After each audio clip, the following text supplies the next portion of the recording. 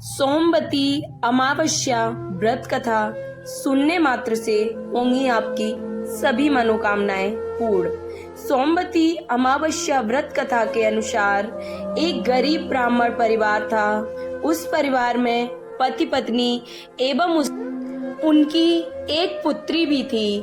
उनकी पुत्री समय के गुजरने के साथ साथ धीरे धीरे बड़ी होने लगी।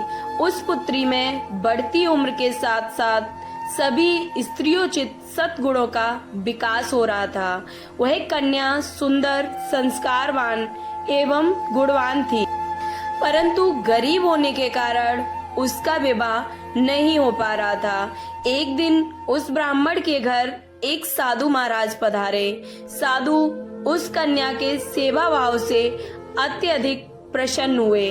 कन्या को लंबी आयु का आशीर्वाद देते हुए साधु ने कहा कि इस कन्या के हाथ में तो विवाह योग्य रेखा ही नहीं है। तब ब्राह्मण दंपत्ति ने साधु से इसका उपाय पूछा। कन्या ऐसा क्या करे कि उसके हाथ में विवाह योग बन जाए। साधु महाराज ने कुछ देर विचार करने के पश्चात अपनी अंतर्दृष्टि से ध्यान करके बताया कि कुछ ही दूरी पर एक गांव में सोना नाम की एक धोबिन महिला अपने बेटे और बहू के साथ रहती है, जो बहुत ही आचार विचार एवं संस्कार संपन्न तथा पतिपरायण है। यदि यह सुकन्या उस धोबिन की सेवा करे और वह महिला इसकी शादी में अपने मांग का सिंदूर लगा दे तथा उसके बाद इस कन्या का विवाह हो जाए तो इस कन्या का वैधव्य योग मिट सकता है। साधु ने यह बात भी बताई कि वह महिला कहीं बाहर आती जाती नहीं है। यह बात सुनकर ब्रह्माणी ने अपनी बेटी से धोबिन की सेवा करने का प्रस्ताव रखा।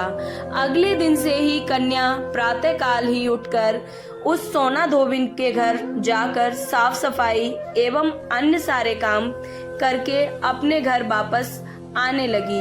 एक दिन सोना धोबिन अपनी बहू से पूछती है कि तुम तो सुबह ही उठकर सारे काम कर लेती हो और पता भी नहीं चलता। बहू ने कहा, माँ जी, मैंने तो सोचा कि आप ही सुबह उठकर सारे काम खुद ही खत्म कर लेती हैं। मैं तो देर से उठती हूँ। यह सब जानकर दोनों सास बहू घर की निगरानी करने लगी कि कौन है जो सुबह ही घर का सारा काम करके चला जाता है। कई दिनों के बाद धोबिन ने देखा कि एक कन्या मुंह ढके अंधेरे में घर में आती है और सारे काम करने के बाद चली जाती है। वह जब जाने लगी तो सोना धोबिन उसके पैरों पर गिर पड़ी। पूछने लगी कि आप कौन हैं और इस तरह छुपकर मेरे घर की चाकरी क्यों करती हैं। तब कन्या ने साधु द्वारा कही गई सारी बात सोना धोबिन को बता दी। सोना धोबिन पति परायण थी, अतः उसमें तेज था। वह तैयार हो गई। सोना धोबिन के पति थोड़ा अस्वस्थ थे। उसने अपनी बहू से अपने लौट आने तक घर पर ही रहने को कहा। सोना धोबिन ने जैसे ही अपने मांग का सिंदूर उस कन्या की मांग में लगाया, सोना धोबिन का पति मर गया। उसे इस बात का पता चल गया था। वह घर से निराजल ही चली गई थी। यह सोचकर कि रास्ते में कहीं पीपल का पेड़ मिलेगा तो उसे भवरी देकर और उसकी परिक्रमा करके ही जल ग्रहण करेगी। उस दिन सोमवती अमावस्या थी।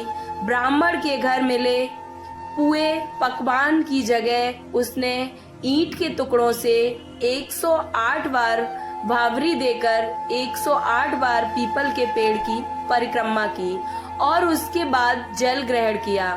ऐसा करते ही उसके पति के मृत शरीर में वापस जान आ गई। धोबिन का पति फिर से जीवित हो उठा था। व्रत कथा कैसी लगी और अगर अच्छी लगी तो कमेंट में ओम नमः शिवाय जरूर लिखें। ओम नमः शिवाय।